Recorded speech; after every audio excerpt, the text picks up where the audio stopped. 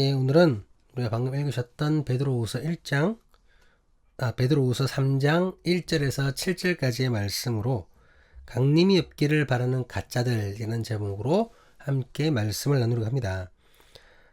기억나실 텐데요. 이제 몇 주 전에 우리가 지난 본문에서 그 베드로 사도는 계속해서 가짜들에 관해서 설명을 합니다. 가짜들, 거짓 선지자, 가짜 교사, 가짜 선생. 이 가짜들에 대해서 설명을 하는데요. 특별히 거짓 선생들이 어떤 습성을 가졌으며 그들의 믿음이라는 것이 어떤 것인지를 좀 더 자세하게 설명하면서 그 거짓 교사들의 위험성을 경고하였습니다. 가짜들은 자신들의 영혼을 죽일 뿐만이 아니라 믿음의 사람들을 미혹하여서 그들도 죽게 만드는 악하고 해로운 자들이었습니다. 기억나시죠? 그래서 지난 본문의 그 설교 제목이 자기도 죽고 다른 사람도 죽는, 너도 죽고 나도 죽는, 이거였지 않습니까? 오늘 본문에서는 그 베드로가 거짓 선지자, 가짜 선생들 때문에 이 두 번째 편지를 쓰고 보낼 수밖에 없었던 사실을 밝히고 있습니다. 먼저 베드로는 이렇게 전합니다. 본문 1절 말씀입니다. 사랑하는 자들아, 내가 이제 이 둘째 편지를 너희에게 쓰노니 이 두 편지로 너희의 진실한 마음을 일깨워 생각나게 하여. 베드로는 사랑하는 성도들, 믿음의 사람들에게 그들이 가지고 있는 진실한 마음을 일깨우기 위해서 이 편지를 보낸다고 밝힙니다. 그리고 마음을 일깨워야 하는 이유는 마음이 일깨워져야 무엇인가가 생각나게 될 것이기 때문이라고 말합니다. 본문의 진실한 마음은 헬라어로 에일리 크리네스라는 그 단어를 사용하고 있습니다. 문자적으로는 여러분 이것은 태양빛에 의해서 판단되는 이라는 말이에요. 태양빛에 의해 판단되는. 이렇게만 들으니까 언뜻 이해가 안 되실 텐데, 이것은 도자기를 굽는 도공의 그 행동에서 이제 파생된 말인데요. 도공이 여러분 어떻게 합니까? 도자기를 이렇게 태양에 비춰보면서 표면이 매끈한지, 혹시나 금은 가지 않았는지, 반죽이 잘못돼서 아니면 그 도자기를 굽는 온도 조절을 실패해서 틈은 생기지 않았는지 이런 것을 살펴보잖아요. 태양에 비춰서 살펴봅니다. 그러니까 이 도자기가 제대로 된 도자기인지 아니면 잘못된 도자기인지 살핀다는 거죠. 그러고는 도자기에 혹시 금이 갔다, 홈이 파였다 하면 어떻게 하나요? 깨워버리잖아요. 상품적으로 가치가 없기 때문에. 예술적으로는 물론 상품적으로도 가치가 없기 때문에 깨워버립니다. 그 말에서 파생된 말이죠. 그러니까 상징적으로는 진짜로서 입증된이라는 뜻이죠. 진짜 도자기, 태양에 비춰봐가지고 금도 안 가고 그 홈도 안 파여 있는 그런 진짜 도자기를 살피는 데서 나왔던 말입니다. 진짜로 입증된 깊은 사고가 있어야, 그 진실한 마음이 있어야 베드로가 말하는 그 무엇인가가 생각나게 된다는 말입니다. 자, 그렇다면 베드로가 말하는 성도들이 진실한 마음을 바탕으로 생각나게 될 것은 도대체 무엇을 말하는 것일까요? 그것은 바로 선지자의 예언, 예수님과 사도들의 가르침, 그리고 말씀이 기억나게 된다는 것입니다. 본문 2절 말씀입니다. 곧 거룩한 선지자들이 예언한 말씀과 주 대신 구주께서 너희의 사도들로 말미암아 명하신 것을 기억하게 하려 하노라.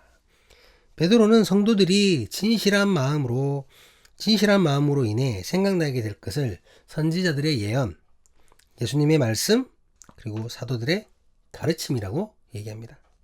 이 선지자들의 예언과 예수님의 말씀, 그리고 사도들의 가르침을 성도들이 기억해내기 바라는 마음에서 이 편지를 썼다라는 거죠. 앞서 전한 대로 선지자들의 예언과 예수님의 말씀, 그리고 사도들의 가르침이 제대로 생각나기 위해서는 먼저 진실한 마음이 일깨워져야 하기 때문입니다. 그래서 진실한 마음을 일깨워 주님의 말씀과 사도들의 가르침이 생각나게 하려고 했던 것이죠. 이렇게 선지자의 예언, 예수님의 말씀, 사도들의 가르침이 생각났다면 그것을 기준으로 가짜들의 주장을 살피고 판단할 수 있어야 됩니다. 진리를 들었으니까 진리가 아닌 것을 구분할 수 있어야 되잖아요. 베드로는 성도들을 미혹하는 가짜들의 헛된 주장을 이렇게 말합니다. 본문 3절 말씀입니다. 먼저 이것을 알지니 말세에 조롱하는 자들이 와서 자기의 정욕을 따라 행하며 조롱하여. 먼저 말세에 여러분 조롱하는 자들이 등장하게 될 것을 경고합니다. 이들은 자기의 정욕을 따라 행하는 특징을 가진 자들입니다. 그렇다면 이런 특징을 가진 자들은 누구를 의미하는 걸까요? 자신의 정욕에 따라 행하는 자들 쭉 나누었잖아요. 지난 본문에서도 나누었듯이 자기의 정욕을 따라 행하는 것은 가짜들의 특징이었죠. 가짜들의 특징이 바로 자기의 정욕을 따라 행하는 것이었습니다. 그러니까 지금 이 조롱하는 자들은 바로 가짜들을 얘기하는 거죠. 가짜 선생들, 거짓 선지자들, 가짜 교사들. 가짜들은 자기의 정욕을 제어하지 못합니다. 자기 정욕을 이루기 위해서는 무슨 짓이라도 벌이는 자들입니다. 이들은 자기의 정욕을 이루기 위해서 그 정욕에 따라 조롱한다고 전하고 있습니다. 무엇을 조롱합니까? 이들이 조롱하는 것은 뭘까요? 가짜들은 주님의 말씀을 조롱합니다. 사도들의 가르침을 조롱합니다. 본문 4절 말씀입니다. 이르되 주께서 강림하신다는 약속이 어디 있느냐? 조상들이 잔 후로부터 만물이 처음 창조될 때와 같이 그냥 있다 하니. 가짜들은 주님의 말씀 내가 다시 오겠다 하셨잖아요. 그 말씀을 조롱합니다. 그리고 그 말씀을 받아서 사도들이 우리에게 가르쳤잖아요. 그 말씀을 조롱합니다. 그런 일은 일어나지 않는다고, 우스운 일이라고, 말도 안 되는 소리라고, 현실적으로 불가능하다고 조롱한다라는 겁니다. 가짜들 입장에서는 여러분, 주님의 강림이 일어나서는 안 됩니다. 주님의 재림이 일어나서는 안 된다는 거죠. 주님이 다시 오시면 안 됩니다. 자신의 정욕에 따라 그 정욕을 채우기 위해서 무슨 짓이든 벌이는 그들에게 주님의 강림은 결코 있어서는 안 되는 일입니다. 왜 그렇습니까? 주님의 강림이 일어나게 된다는 것이 무엇을 의미하는 것일까요? 주님이 다시 오신다고 하셨는데 정말로 다시 오시면 어떤 의미를 하는 겁니까? 주님의 말씀이 이루어진 거잖아요. 주님의 말씀이 이루어진 것입니다. 그러면 주님의 강림, 그 재림이 말씀대로 이루어진다면 당연히 주님의 또 다른 말씀, 세상을 향한 최후의 심판, 그 말씀도 이루어진다는 말씀이잖아요. 그렇잖아요. 그렇다면 자기의 정욕대로 행하고 있던 가짜들, 그 가짜들은 어떻게 된다는 말입니까? 어떻게 된다는 말입니까? 그들은 자신들이 행한 대로, 자기 정욕대로 행한 대로 그 정욕을 진짜로 속여 성도들을 미혹했던 그 행위대로 그 모든 것이 전부 심판을 받게 될 것이라는 말이 됩니다. 그들이 행한 대로. 그렇기 때문에 주님의 강림은 그들에게는 결코 있어서는 안 되는 일이죠. 주님의 강림은 없어야 됩니다. 주님이 다시 오시는 일은 있어서는 안 된다는 겁니다. 그러니 그 가르침을 조롱하고 주님의 말씀 자체를 조롱하고 그런 일은 일어나지 않는다고 성도들을 미혹하는 것이죠. 가짜들은 지금까지 아무 일도 일어나지 않았다라는 것을 주장합니다. 주님이 오신다고 말씀하시고 승천하셨지만 그 후로 몇 년이 흘러도 몇십 년이 흘러도 아무 일이 안 일어났잖아요. 그것을 주장한다는 겁니다. 사도들은 예수님께서 다시 오실 것을 가르쳤습니다. 하지만 시간이 지나도 지금까지 주님의 강림은 없었습니다. 주님의 강림이 없었기 때문에 지금까지 없었기 때문에 앞으로도 일어나지 않을 것이라고 주장한다는 겁니다. 누가? 가짜들이. 세상은 처음 창조되었을 때 그때와 변함없는 모습으로 그대로 있고 앞으로도 그럴 것이라고 주장한다는 거죠. 가짜들이 그렇게 주장합니다. 아니 어제도 평안했던 지구가 오늘도 아무 일이 없는데 내일 뭔 일이 일어나겠어? 이라고 있는 겁니다. 하지만 베드로는 가짜들이 스스로 주장하는 세상의 창조와 보존이 지금까지 아무 일 없게 이렇게 보존되었던 그 모든 것이 하나님의 뜻 안에서 말씀으로 이루어졌다는 사실을 밝히고 있습니다. 그러면서 가짜들이 이 진리를 의도적으로 잊으려고 한다고 비판합니다. 본문 5절 말씀입니다. 이는 하늘이 옛적부터 있는 것과 땅이 물에서 나와 물로 성립된 것도 하나님의 말씀으로 된 것을 그들이 일부러 잊으려 함이로다. 가짜들의 주장은 세상이 창조된 후에 지금까지 변함없이 유지됐고 이런 세상은 옛적부터 원래 있었다는 것이죠. 그렇기 때문에 앞으로도 변함이 없을 거라는 겁니다. 그런데 가짜들은 지금 이런 주장을 일부러 펼치고 있어요. 일부러. 고의적으로 본문의 일부로는 헬라어로 델로라는 단어를 사용하고 있습니다. 그 뜻은 어떠한 것에 의도하다, 의도적으로, 진짜 일부러죠. 그러니까 의도적으로 잊으려고 하는 겁니다. 의도적으로. 앞서 언급한 대로 주님의 말씀대로 된다라는 것은 정욕대로 행하는 자신들에게 반드시 심판이 이르게 될 것을 의미하는 것입니다. 하나님의 뜻에 따라 살지 않고 지 마음대로 정욕대로 살았기 때문에 그런 자들에게는 심판이 임할 거라고 주님께서 말씀하셨잖아요. 그러니까 그게 이루어진다라는 겁니다. 주님의 말씀대로 되는 것이라면. 그렇기 때문에 그냥 진리를 잊어버리고 모르는 척 하는 겁니다. 아니라고 주장하면서 진리를 들어도 모르는 척, 못 들은 척 하는 겁니다. 그러면서 다른 사람들도 다른 믿음의 사람들도 잊어버리게 하려고 의도적으로 가짜 뉴스, 악의적인 뉴스를 펼치고 있다라는 겁니다. 그런 일은 없어. 어제 무슨 일 있었니? 내일 일어날 것 같아? 아니라니까 이러고 있는 겁니다. 하지만 이런 모습은 참으로 어리석은 모습이죠. 내가 의도적으로 모른 척하고 내가 의도적으로 외면한다고 진리가 바뀌게 되는 일이 있습니까, 여러분? 그런 일이 있나요? 바뀌게 될까요? 다시 오실 예수님이 오시지 않겠습니까? 내가 안 오신다고 주장한다고? 정력적으로 행하는 자들이 아무리 주님의 심판도 없고 다시 오심도 없다고 주장한다 할지라도 그 심판이 정말 없어지겠습니까?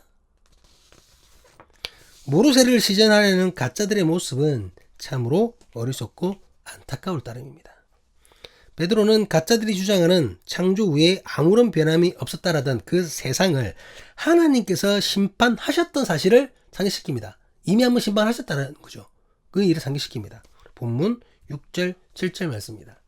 이로 말미암아 그때의 세상은 물이 넘침으로 멸망하였으되 이제 하늘과 땅은 그 동일한 말씀으로 불사르기 위하여 보호하신 바 되어 경건하지 아니한 사람들의 심판과 멸망의 날까지 보존하여 두신 것이니라.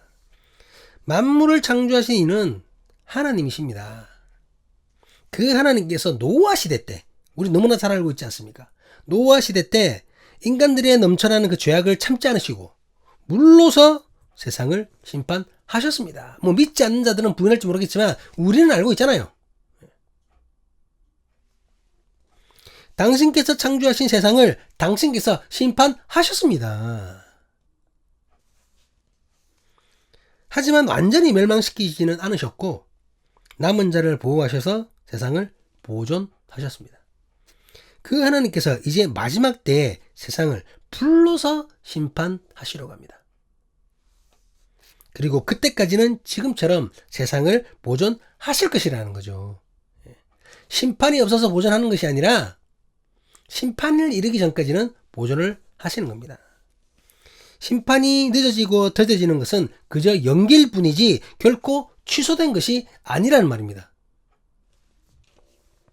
가짜 선생들이 아무리 하나님의 말씀을 잊으려고 하고 의도적으로 모르는 척 한다고 하더라도 주님의 말씀은 반드시 이루어질 수밖에 없습니다. 그것이 하나님의 뜻이기 때문입니다.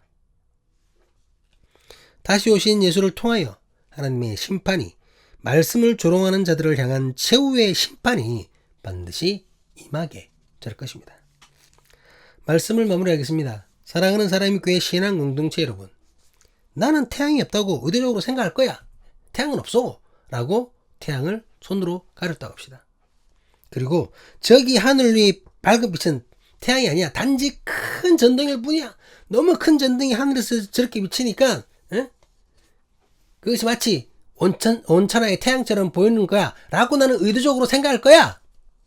이렇게 한다고 합시다. 여러분, 이런다고 태양이 정말 없어집니까? 이런다고 태양이 큰 전등으로 변하게 됩니까? 그런다고 해서 태양이 없어지거나 태양이 전등이거나 되진 않습니다. 태양은 늘 그 자리에서 언제나 이 지구를 비추고 있습니다.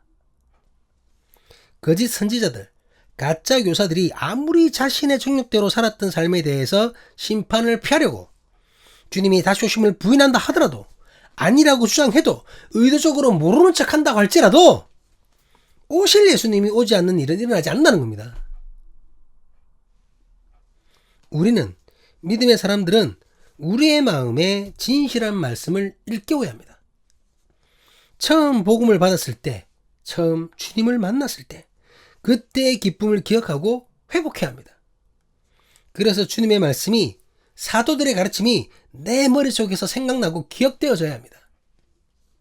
그렇게 생각난 말씀으로, 가르침으로 가짜들의 거짓 주장이 잘못되었다는 것을 판단할 수 있어야 한다는 겁니다. 자기 신들뿐만 아니라 믿음의 사람들과 같이 죽자고 죽음으로 향해 나아가는 그 가짜들의 가짜 뉴스를 분별할 수 있어야 한다는 겁니다. 진실한 마음으로.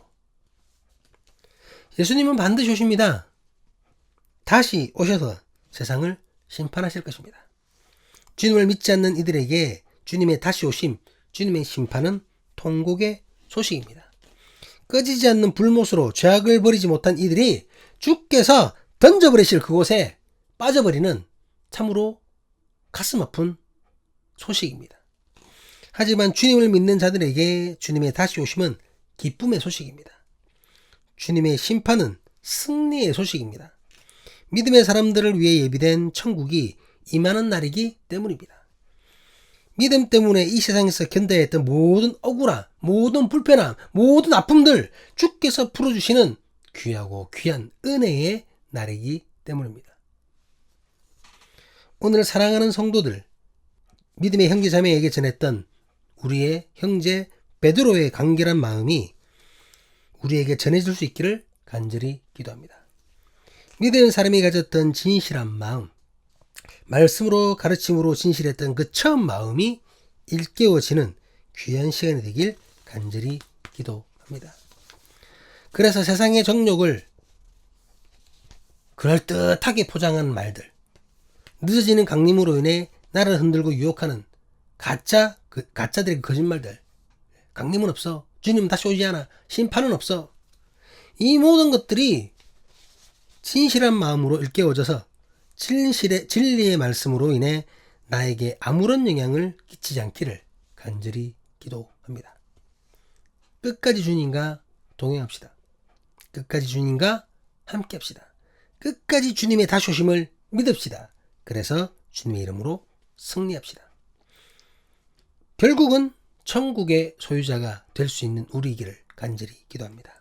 주님이 다시 오시는 그날까지 진실한 마음으로 가짜 선생들의 미혹을 이겨내는 거짓 선지자들의 유혹에서 나를 지킬 수 있는 참된 믿음의 사람이 될 수 있기를, 사람의 교회, 신앙 공동체가 될 수 있기를, 오늘도 진실한 마음으로 신령과 진정으로 주님을 예배하는 모든 예배자들 될 수 있기를 주님의 이름으로 간절히 간구합니다.